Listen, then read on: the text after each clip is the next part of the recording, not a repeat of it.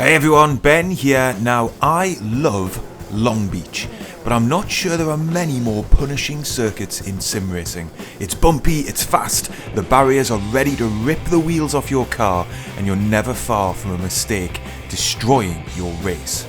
And yet I've got pretty good pace here. I've qualified 5th of 21 drivers in a 1.9k split. The question is, can I survive whatever this track has to throw at me today? And we've had a bit of luck straight away. It looks like third place man Schussler is not going to make the grid, so P5 will become P4, but as the green lights are on, who knows what it'll become by the time we get to T1, as we're now underway and looking to just keep our nose clean through this opening lap. It's going to be busy, it's going to be frantic, and I've got cars on my outside already. I'm going to be on the inside line here.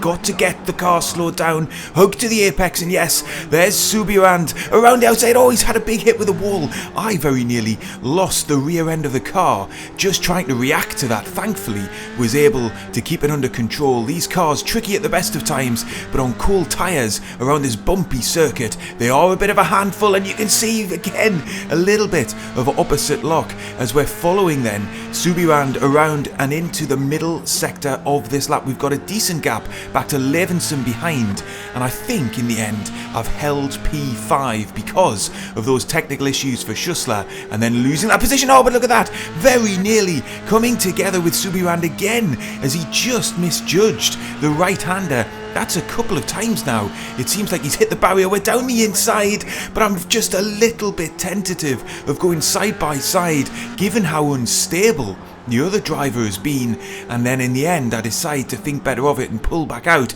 Will I regret that caution as we get into this race? And I'm a little bit slow through the hairpin, so I'm not going to have a chance to get down his inside into T1 onto lap 2. But before we get further into this race, let's take a little look at the replay of the start. You can see cars fanning out across the track. We're side by side, in fact we're 3 wide heading into the braking zone, and there's the run around the outside. You can just see Subirand tapping the wall on the outside. We rejoin the live action then on lap 5. Basically the race has settled down, but Subirand is continuing to make small mistakes up ahead of me, and I'm just now trying to judge when the right moment to strike is going to be. Got to be really careful here. I don't want to get caught up in any accidents that aren't my own doing if I can possibly avoid it. So just giving myself a little bit of breathing space behind the car up ahead allows me time to react to whatever might happen. But in the end, he's going to be slowing me down pretty soon, and I could get up into the top 4 here if I'm able to capitalise on the extra speed that I've got. And you can see I'm tucked very nicely into his slipstream here, down the back straight. We might have an opportunity to get down his inside here. It's a very high speed corner though to get an overtake done, not a real heavy braking zone. We're side by side.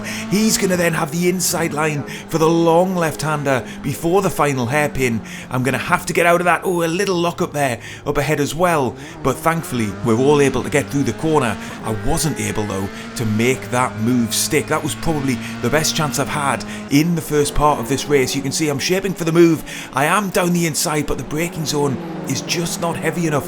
He's able to hang it around the outside, keep the car out of the wall, and then unfortunately I'm not close enough to try and barge my way down the inside of the hairpin. On to lap 6 then, and I'm still getting bottled up behind Subirand up ahead, and Engberson and Swan behind me are piling on the pressure as they're looking to make their way past. And if you look at their iRatings, they are probably quicker drivers than I am. So I think it's only going to be a matter of time before I come under pressure from them. Can I finally squeeze past Subirand and hopefully start to build a little bit of a gap as they then have to deal with the slower driver up ahead?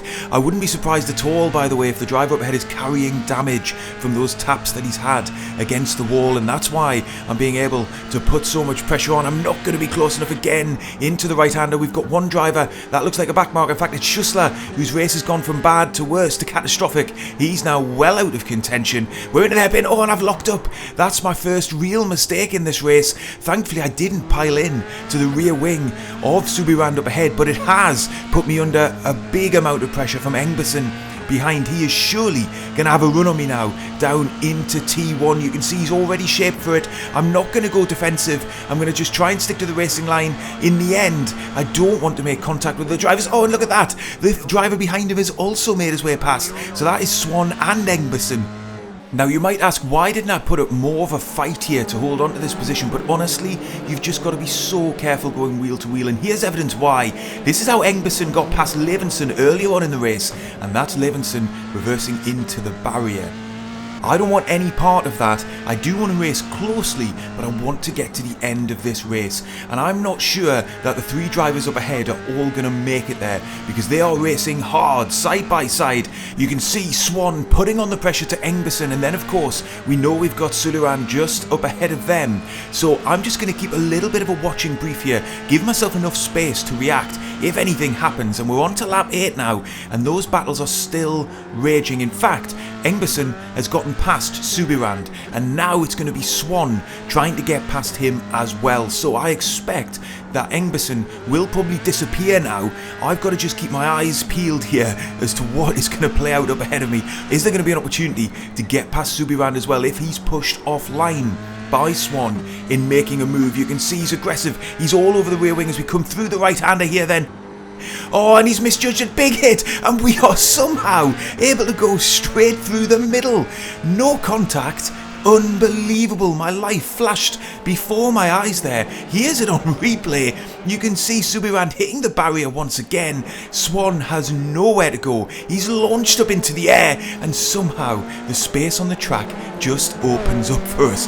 I will never get that lucky again. It's a miracle that we weren't taken out of the race. We resume on lap 9 then, and I'm back up into 5th position, but I am coming under pressure from another quicker driver behind, Petter Anderson, recovering through the field, and he is putting all kinds of pressure on as we're coming down the start-finish straight to get onto lap 10.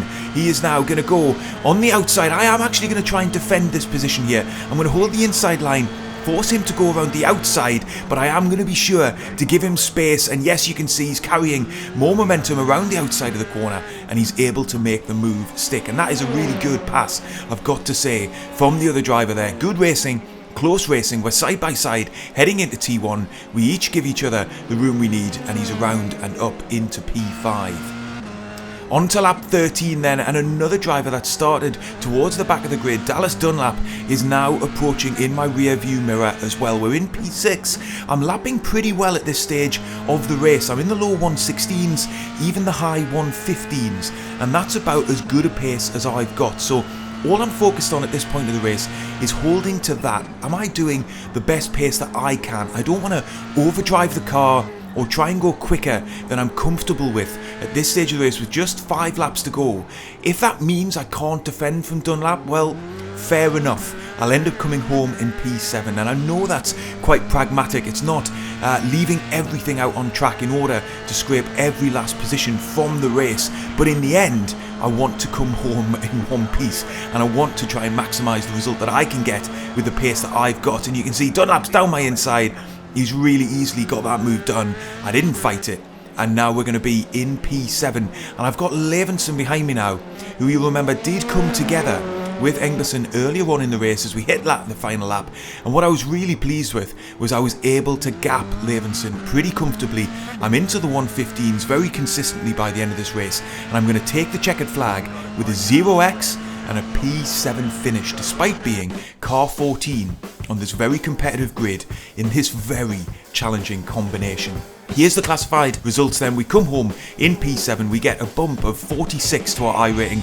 We're now up towards 1.9k, and overall I really enjoyed this combination. Obviously we got a big slice of luck not to be taken out, but to be coming home with 0x 86 championship points, a boost to our safety rating and our iRating. I've got to be pleased with that. And if you're enjoying this F3 content on the channel, you'll love this race that's up on screen now. I'll see you on the next one.